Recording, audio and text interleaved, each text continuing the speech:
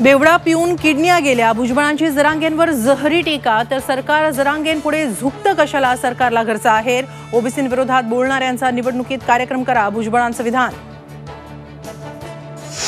मराठा आरक्षणासाठी 24 डिसेंबरनंतर 1 तासही वाढवून देणार नाही, सरकारची विनंती जरांगेंनी धुडकावली. तर ओबीसीतून मराठा आरक्षणाचा कायदा पारित न केल्यास 23 डिसेंबरला आंदोलनाची पुढची दिशा ठरणार.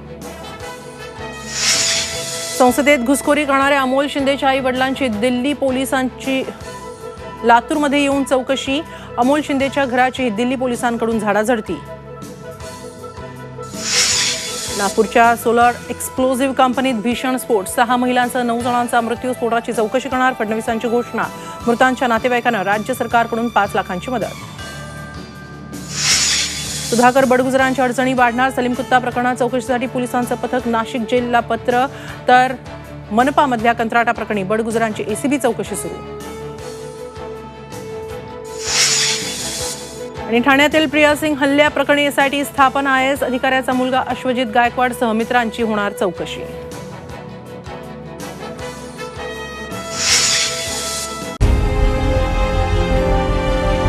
विकासाचा ध्यास म्हणजे